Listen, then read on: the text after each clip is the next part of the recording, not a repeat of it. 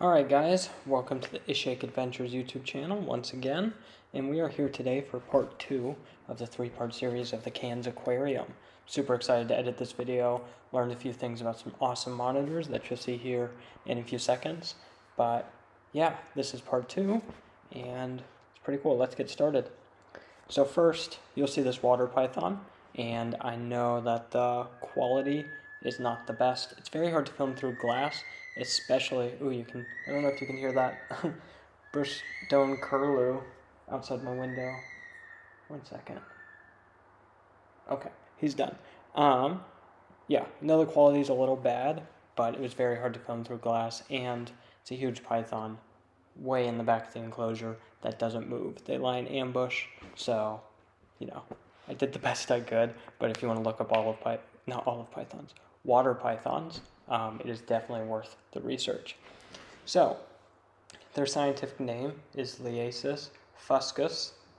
They reach an average length of 2.5 to 3 meters, or, for the Americans out there, 8.2 to 9.84 feet. And they are a very aquatic python. They're actually the most aquatic python in Australia.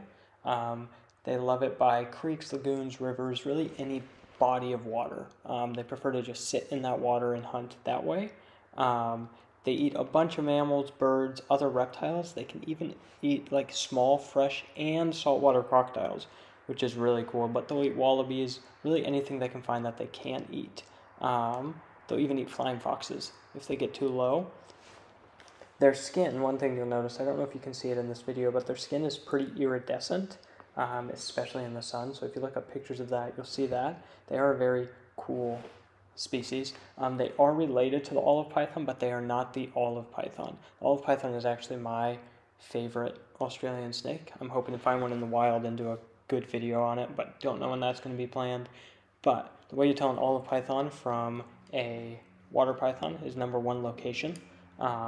And 2, water pythons have a yellow belly instead of a cream or white belly like the olive python. But that's what I got on the olive python. I mean, geez, even I'm making that mistake. The water python. So, yeah, we're going to move on now to the mangrove monitor. This is one of the prettiest monitor species I have ever seen. And I hadn't even heard of them until I got to the Cairns Aquarium.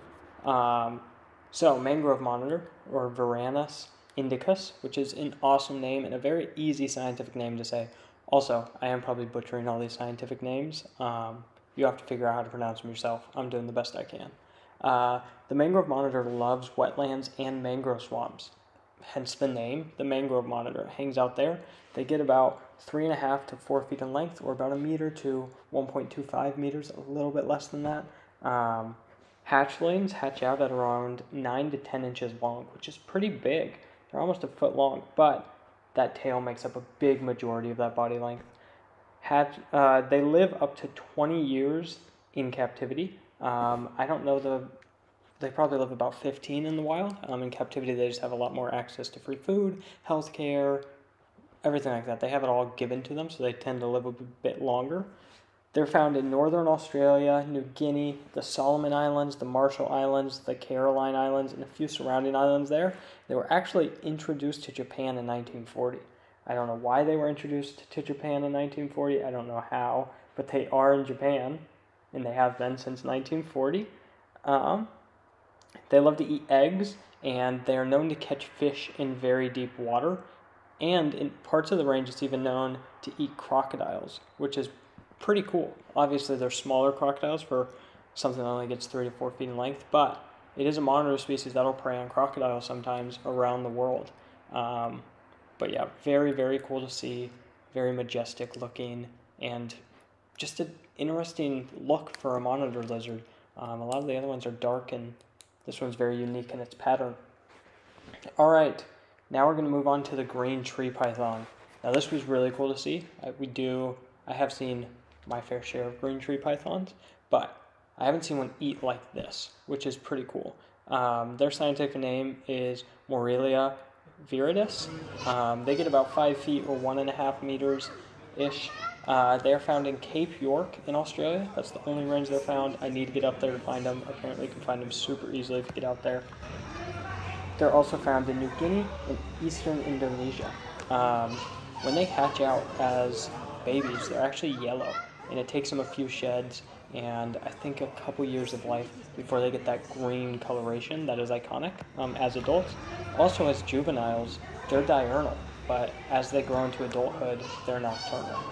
I don't know why that is, but yeah, it's another interesting fact. This video is just being put together super weirdly.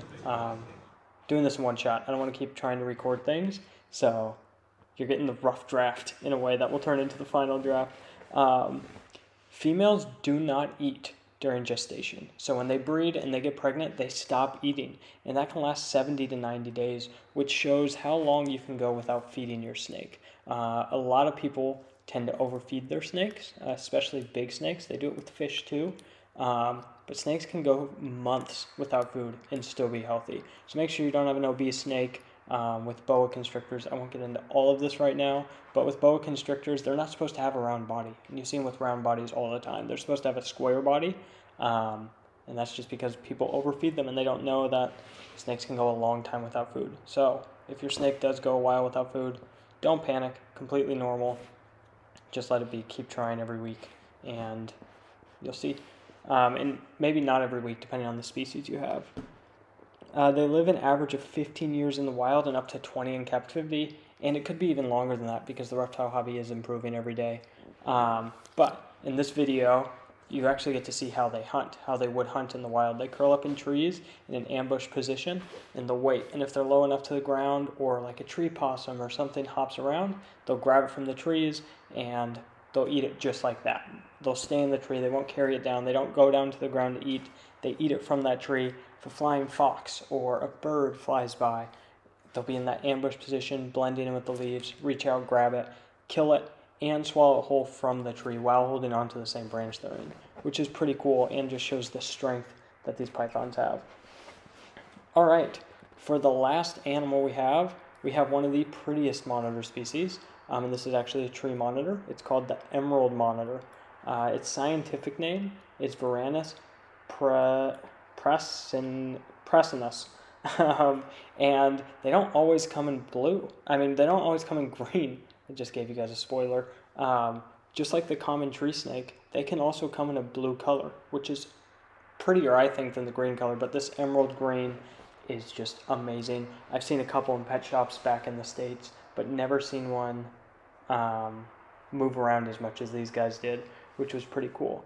They reach about 3 feet long in length, so they're a pretty small monitor species, but that tail makes up a majority of it, which is why I say it's a smaller monitor species. Their tail is 2/3 of that total length, which is pretty cool. They're found in New Guinea and the surrounding islands. That's the only place they're found. They're not native to Australia, hence why a ton of zoos don't have them here. But yeah, New Guinea, surrounding islands. They eat large insects along with mammals, small lizards, birds, really anything they can find. Monitors are scavengers. They'll eat dead carcasses off at the side of the road. So they're just going to eat everything they find, but since they are a smaller monitor species, they have a smaller head, they're also going to be eating insects. They're one of the few monitor species that show primitive social behavior, which is crazy. So they live in small groups and they'll have one dominant male along with a few females, a couple other males that are submissive, and then a few juveniles, which is crazy. So if you go out looking for them and you find them, you'll probably find them in groups, which is very interesting for monitor species. Females use termite mounds to lay their eggs. And the reason they do that, a couple other species do it too in Australia. Pygmy pythons do it here. They'll go into termite mounds, they'll lay their eggs, and that is because it is very protected. It's also the perfect incubation spot, so you don't have to worry about it overheating. You don't have to worry about humidity. Termites are very good at building houses for themselves, and they build them for incubation, to incubate termite eggs. That's the whole purpose of them, and obviously to protect them. But it's just a big incubator, so reptiles have figured out that if they use it, their eggs are protected, they'll hatch out, and when they hatch out, plenty of food if they need it. Females usually lay 3 to 7 eggs, and incubation takes 165 up to like 165 days, which is super long for a reptile species, which is also very interesting. The last interesting fact I have for you guys, and this one blew my mind. is the young grow rapidly. They increase their weight by up to 400% during the first 3 months of their life. That's insane. And they increase their length by 150 to 200%. Crazy for a reptile species. And in captivity, they live about 15 years. I don't know the wild number, but I'm assuming it's a little bit less, probably 10 years. But yeah, they are a tree monitor. They live in the trees. You don't usually find them on the ground. They're not like the mangrove monitor, or what's a better land, or like a parenti. They will be found in the trees. But I know it's kind of a weird rocky video of the Cairns Aquarium, of part 2 of the reptile section, but part 3 will be coming on Thursday. So you guys are going to see this on Tuesday, and on Thursday, the last part of this will be out, and then I'll give my full review at the end of what I thought about this reptile section, how it compared to others, and yeah, stick around for that. Thank you for watching. I hope you enjoyed these clips.